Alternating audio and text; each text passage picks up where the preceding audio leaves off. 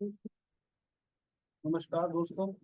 आज आपके सामने पत्री daily message book part 2 volume 2 के नए अध्याय के साथ उपस्थित हूँ। आइए दोस्तों, पहले इंग्लिश के वर्ड को ध्यान से सुनते हैं। मैं हिंदी का अर्थ आपके साथ शेयर करूंगा।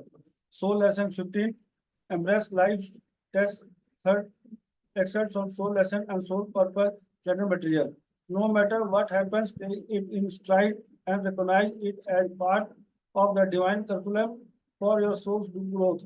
When you are in the eye of life storms, all things feel personal. With distance and objectivity, however, you begin to see more clearly how a challenge is just shaping your soul. A difficult experience or episode is not an indication that you have somehow failed a test or deserve what you get. This notion is founded on the erroneous belief, and there is a temperamental almighty out there ready to punish you the minute you make mistakes. This is a remnant of partial confusion, and it's not the truth. God is love and only love, and you are always in the heart of it. The Creator never goes away or judges you. You abandon and criticize yourself. आइए दोस्तों, इसको दोबारा ध्यान से सुनते हैं। सो lesson 15 embrace life test third chapter asset from soul lesson and soul purpose channel material. No matter what happens, take it in stride and recognize it as part of the divine curriculum for your soul's growth.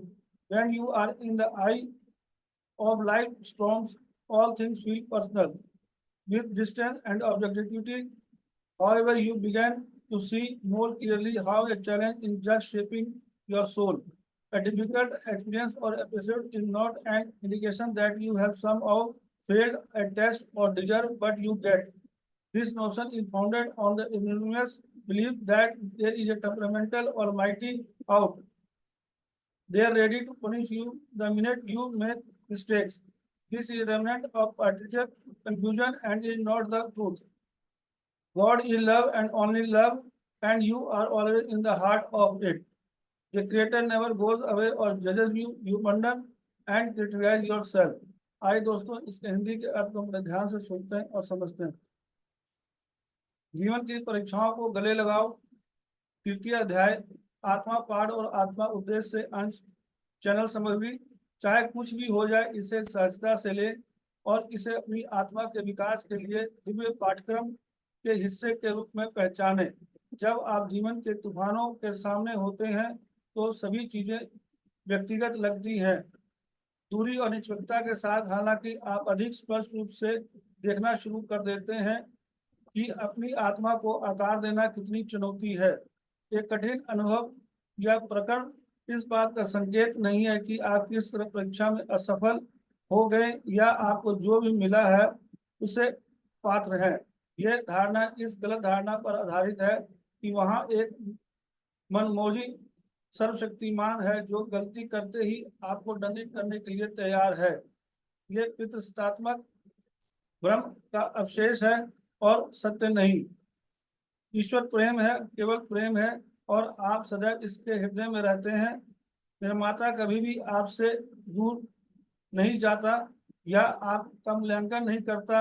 आप त्याग देते हैं और स्वयं की आलोचना करते हैं। आइए दोस्तों, इसको दोबारा ध्यान से सुनते हैं और समझते हैं। जीवन के परीक्षाओं को गले लगाओ। तृतीय अध्याय आत्मा पाठ और आत्मा उद्देश्य पुस्तक से अंश लिए गए हैं। चैनल सामग्री।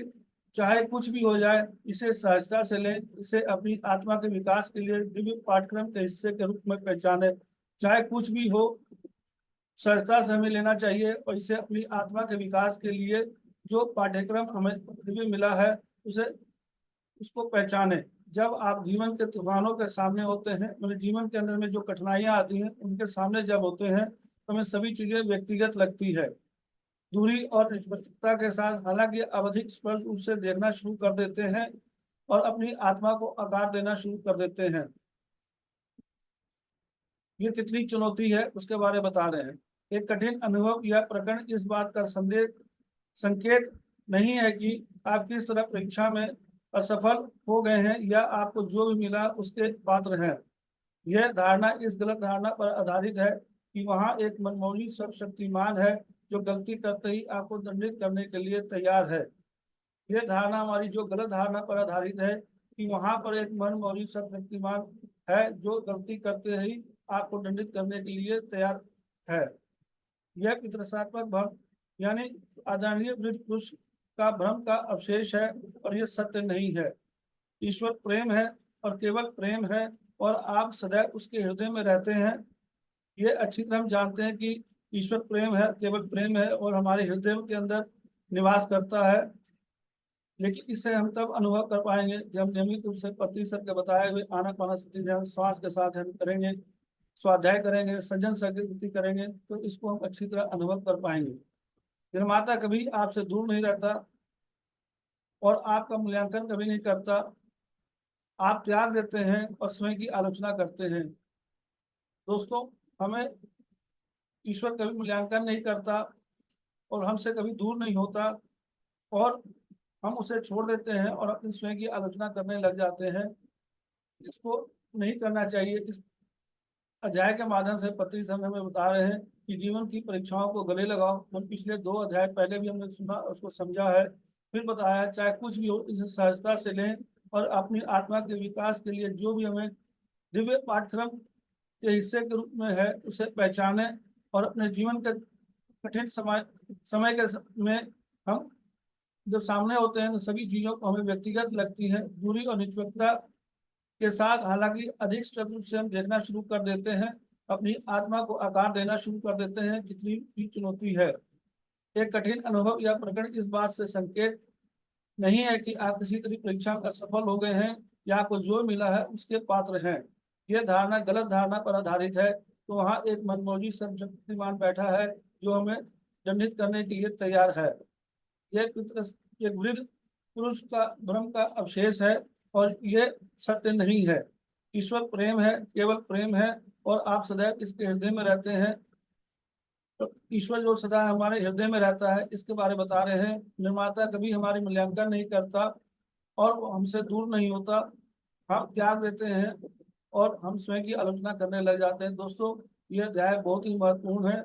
इस अध्याय को आप ध्यान से अगर आप सुनेंगे, समझेंगे, तो अगर आपको ये अनुभव होगा कि ये कितना महत्वपूर्ण है और हम ध्यान करेंगे तो इसको अच्छी तरह और समझ पाएंगे। स्वाध्याय के द्वारा भी हम इसको समझ पाएंगे। तो दोस्तों, आपको ये अगर अध्याय अच्छा लगा हो तो अपने दोस्तों से शेयर करें। धन्यवाद, थैंक यू।